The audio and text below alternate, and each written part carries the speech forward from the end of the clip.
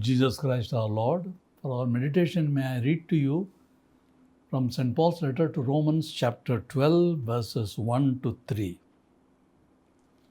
I appeal to you, therefore, brothers, by the mercies of God, to present your bodies as a living sacrifice, holy and acceptable unto God, which is your spiritual worship.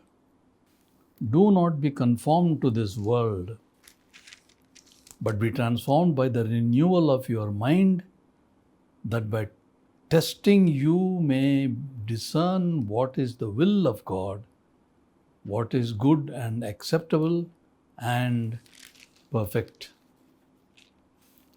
The basic consecration or basic dedication, ಮೂಲಭೂತ ಸಮರ್ಪಣೆ.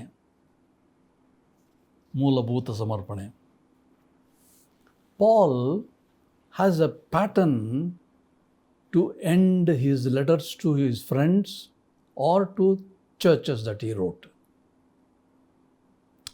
How did he end? He always invariably ended with some practical solutions or conclusions, practical advice.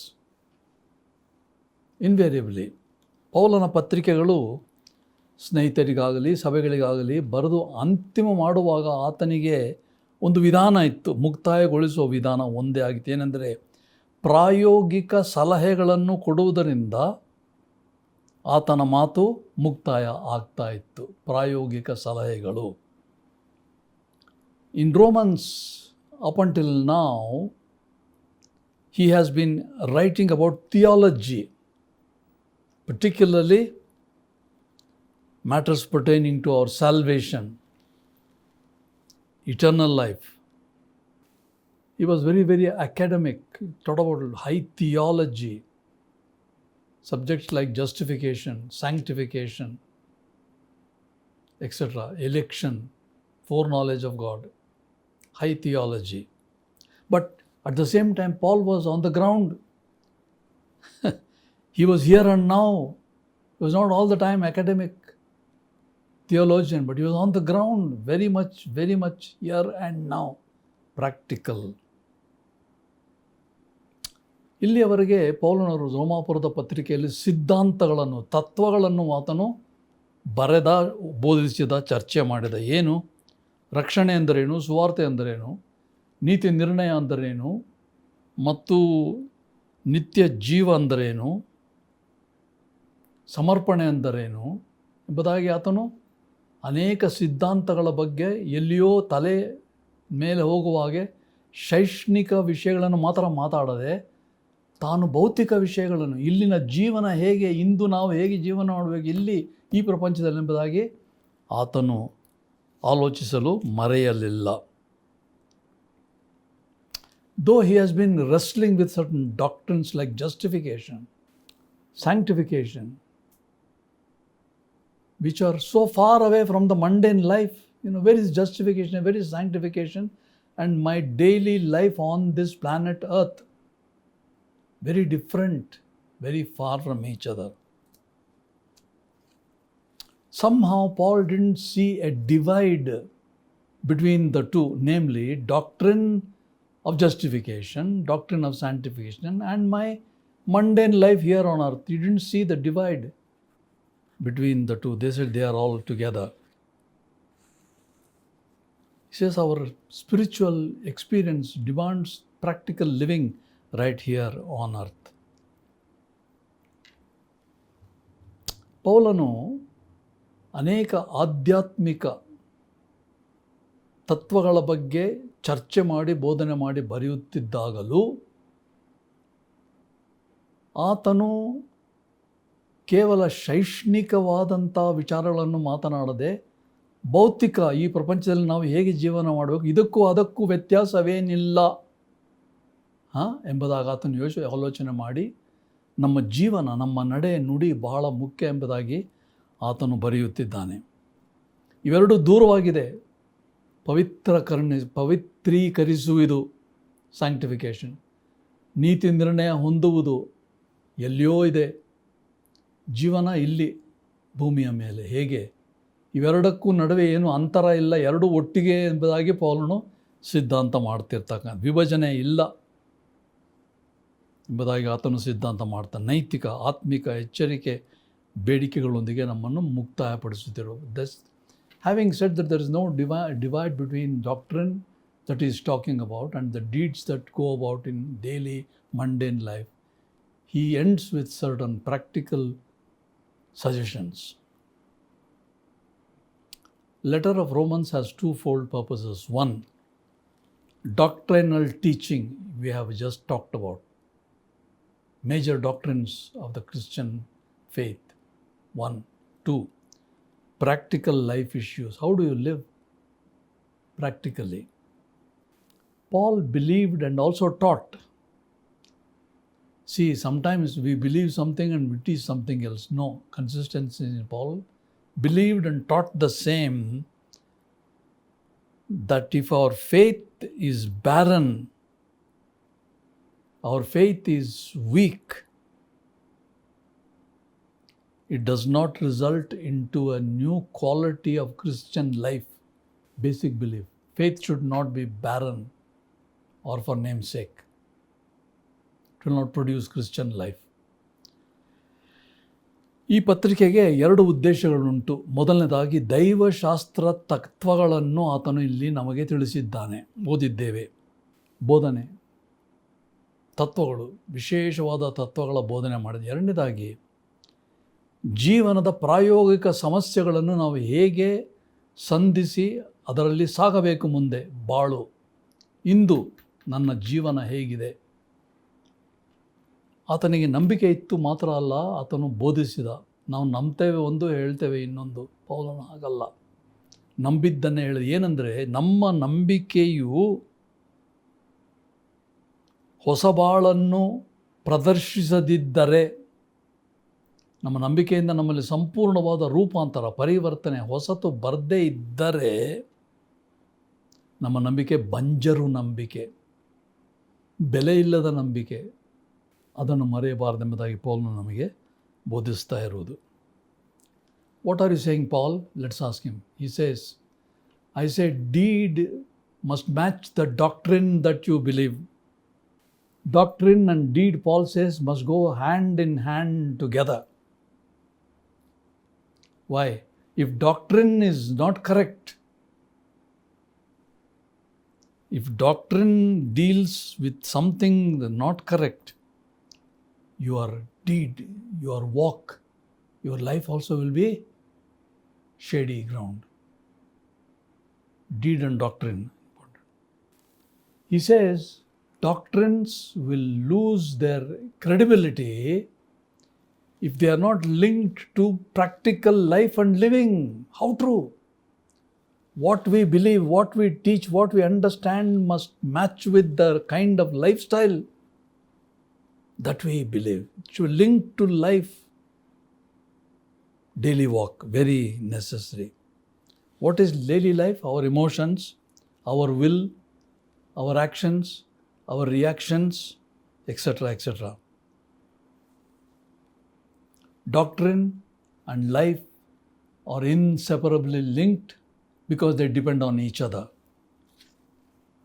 This is the essence of Paul's teaching. ಸಿದ್ಧಾಂತ, ತತ್ವಗಳು ಮತ್ತು ಕಾರ್ಯಗಳು. ನಂಬಿಕೆ ಮತ್ತು ನಡತೆಗೆ ಪರಸ್ಪರ ಪೂರಕವಾಗಿದೆ. ಅಂದರೆ ನನ್ನ ನಂಬಿಕೆ ಸರಿ ಇದ್ದರೆ, ನನ್ನ ತತ್ವಜ್ಞಾನ ಸರಿ ಇದ್ದರೆ, ನನ್ನ ನಡತೆ ಸಹ ಸರಿ ಇರ್ತದೆ. ಪರಸ್ಪರ ಸಹಾಯ ಮಾಡುವಂಥದ್ದಾಗಿದೆ. ತತ್ವ ಸರಿಯಾಗಿದ್ದರೆ, ನಾನು ನಂಬುವುದು ಸರಿಯಾಗಿದ್ದರೆ ನನ್ನ ನಡತೆ ಒಳ್ಳೆಯದಾಗ್ತದೆ. ನನ್ನ ನಡತೆ ಒಳ್ಳೆಯ ಗುಣಲಕ್ಷಣದಿಂದ ಕೂಡಿರ್ತದೆ. ತತ್ವವು ಜೀವನಕ್ಕೆ ಸಂಬಂಧವಿಲ್ಲದಿದ್ದರೆ ನನ್ನ ತತ್ವದಲ್ಲೇನೋ ತಪ್ಪಿದೆ ಅಂತ. ನನ್ನ ನಂಬಿಕೆ ನನ್ನ ಜೀವನಕ್ಕೆ ಹೋಲಿಕೆ ಆಗದಿದ್ದರೆ ನಂಬಿಕೆಯಲ್ಲೇನೋ ತಪ್ಪಿದೆ. ನಡಿತೇವೆ, ನಂಬಿಕೆ ಹೇಗುಂಟು ಅದು ಹೇಳೋದು. ಪೌಲನು ಹೇಳೋದೇನೆಂದರೆ, ತನ್ನ ಪತ್ರಿಕೆಗಳಲ್ಲಿ ಎಲ್ಲ ಬರಿತಾ ಇರೋದು ನಂಬಿಕೆ, ತತ್ವಜ್ಞಾನ, ನಡತೆ ಇವೆರಡೂ ಹೊಂದಾಣಿಕೆ ಇರಬೇಕು.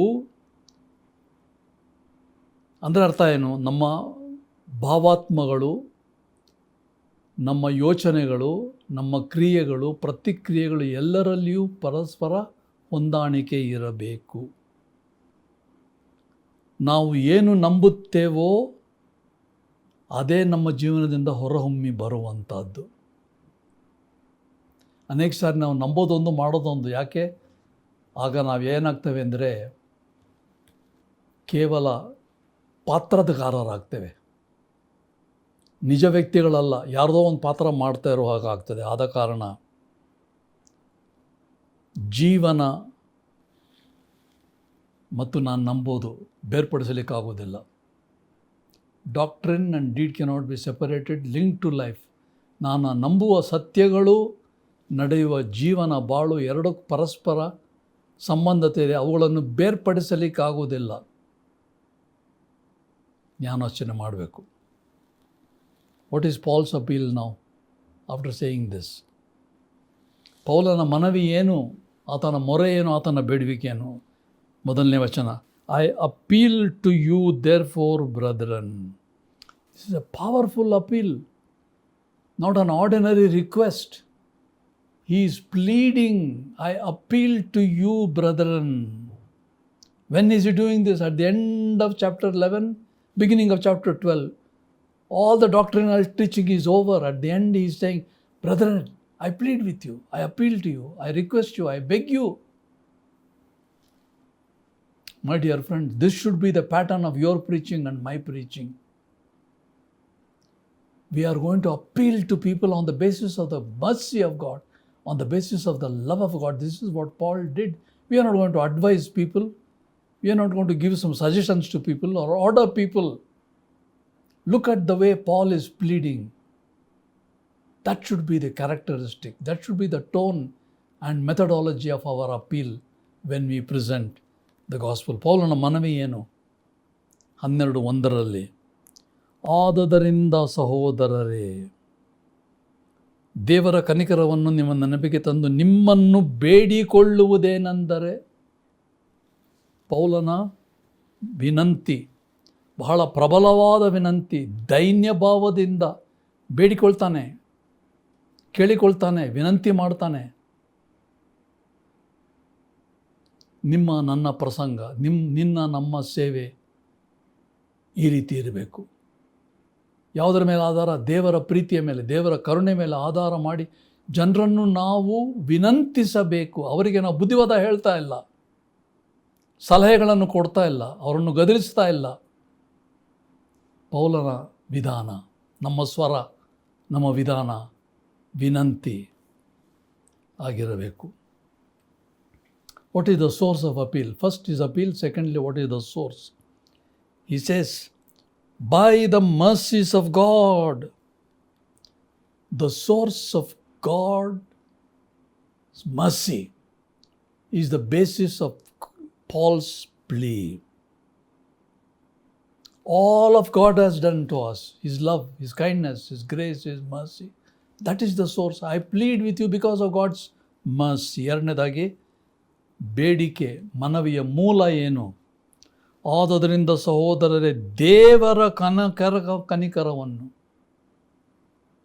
ದೇವರು ಎಷ್ಟು ಮಾಡಿದಾನೆ ನಿಮಗೆ? ಎಷ್ಟು ಕೃಪೆ, ಎಷ್ಟು ಪ್ರೀತಿ, ಎಷ್ಟು ಅನುಕೂಲಗಳು, ಇವೆಲ್ಲಗಳನ್ನು ನಿಮ್ಮ ನೆನಪಿಗೆ ತಂದು ಬೇಡಿಕೊಳ್ತೇನೆ ನಾನು. The mercies of god, many of them. ಅನೇಕ ಕನಿಕರಗಳು. ದೇವರೆಷ್ಟೆಲ್ಲ ಮಾಡಿದ್ದಾನೆ, ಏನೆಲ್ಲ ಮಾಡಿದ್ದಾನೆ. What is the response? His appeal, the source of appeal. 12b, response. Present your bodies as a living sacrifice. Present your bodies. What this says is, don't live for yourself. Present your bodies means present everything that you have. The body has his mind, will, and flesh. Everything you present, not your own. ಪ್ರತಿಕ್ರಿಯೆ ಏನಾಗಿರಬೇಕು? ನಮ್ಮ ಪ್ರತಿಕ್ರಿಯೆ ಆತನ ಬಯಕೆಗೆ, ಬೇಡಿಕೆಗೆ ನಿಮ್ಮ ನಿಮ್ಮ ದೇಹಗಳನ್ನು ದೇವರಿಗೆ ಮೀಸಲಾಗಿಯೂ ಮೆಚ್ಚುಗೆಯಾಗಿಯೂ ಒಪ್ಪಿಸಿ. ದೇಹ ಅಂದರೆ ಕೇವಲ ಈ ಮಾಂಸ ರಕ್ತ ಅಲ್ಲ, ಇಡೀ ವ್ಯಕ್ತಿತ್ವ, ನಮ್ಮ ಮನಸ್ಸು, ನಮ್ಮ ಚಿತ್ತ, ನಮ್ಮ ಹೃದಯ, ಪ್ರತಿಯೊಂದನ್ನು ಸಮಸ್ತವನ್ನು ಆತನಿಗೆ ಒಪ್ಪಿಸಿಕೊಡು. ದೇವರಿಗೆ ಬದುಕುವುದು. Conclusion. How does Paul say conclusion? Offering a body. In a sacrifice only bodies are offered, right?